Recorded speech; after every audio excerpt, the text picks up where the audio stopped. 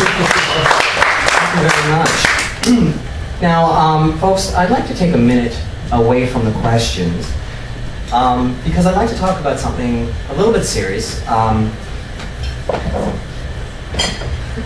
Last month, I was trolling around on Facebook, as I do, and I received a friend request.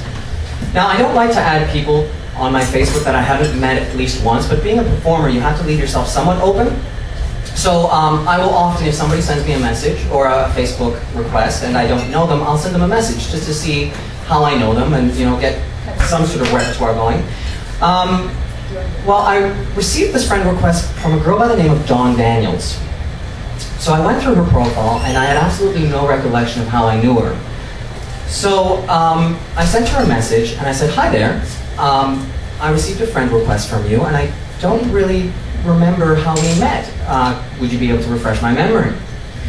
Now, about a minute later, I received a message back from her. And for some reason, she'd taken offense to what I said and had said that I had a bad attitude for somebody who was on a social networking site, and that if I was going to be on Facebook, then, and I was going to receive friend requests, then I should just not have bothered writing to her.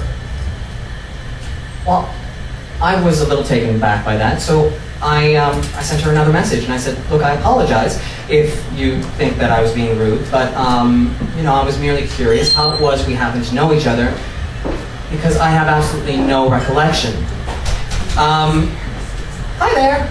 That's Lily. She just missed her song. I've been downstairs this whole time. I'm like,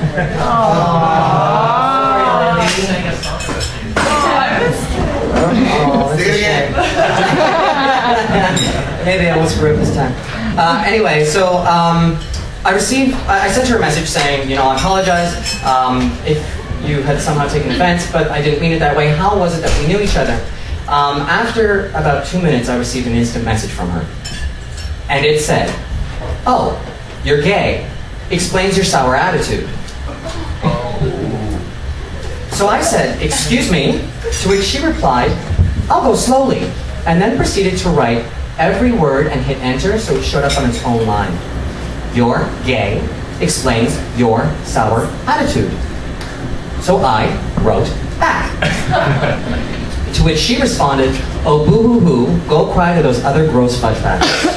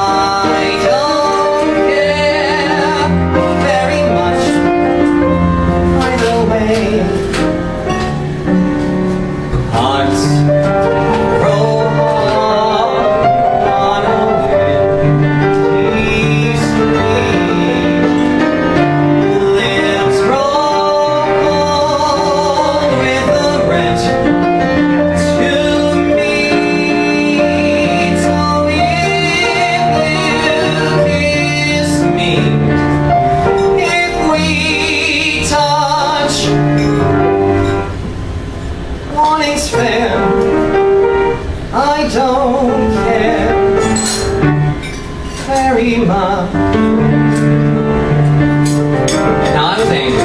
I was actually so angry that I was sweating and I was shaking. Now Dawn did me the courtesy of blocking me from her profile when I was going to report her to Facebook.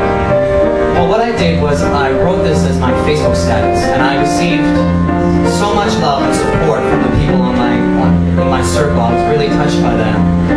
I mean, what the hell did I care what some bigot thought?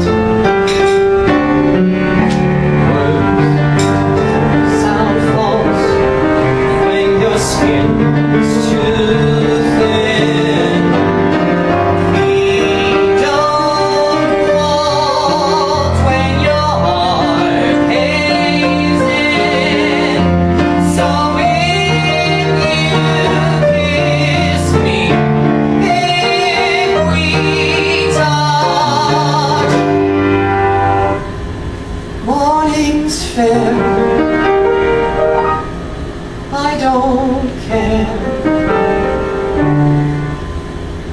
very much.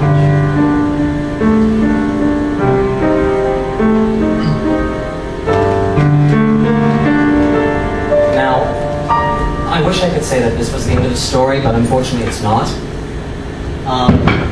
The following day, I woke up really early in the morning, and I received word that the night prior, a young man had been walking home from his sister's birthday party, and he was attacked. His attackers beat him to the ground, and then proceeded to drive over his still living body. This made me sick. I was so sick that I actually wanted to throw up when I heard the news.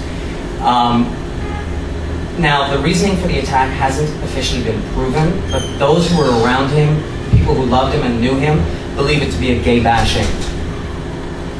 I don't understand how people like Don Daniels and these guys seem to think that they have more right than anybody else, and it makes me angry, and it makes me frustrated, and it makes me scared.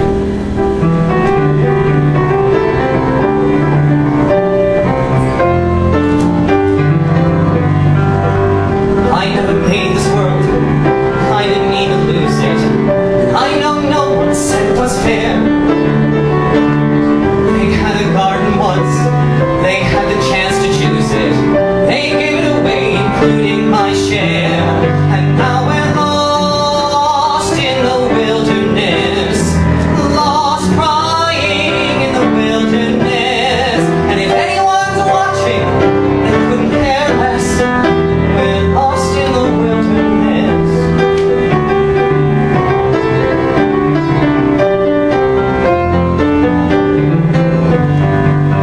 You follow all the rules, you swallow all the stories, and every night you wish on a star.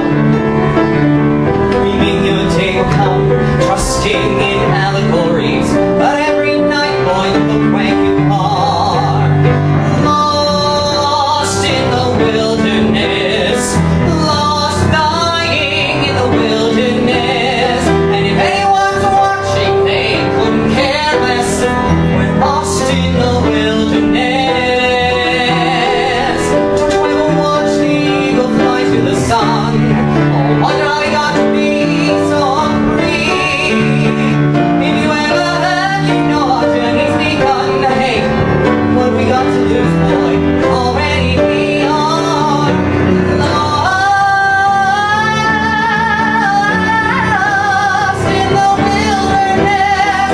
And if anyone's watching, they couldn't care less. But off we go without a warning, running as we hit the ground, where our future lies a morning, where our hearts are outward bound. Till one bright distant morning we may stop and look around, and there in the wilderness, finally we'll be found.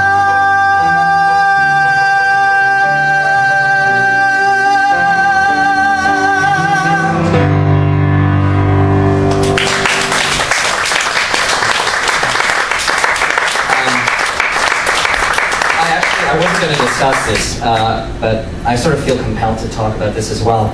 I went to the vigil for this young man. His name was Christopher Skinner, and I only knew him peripherally.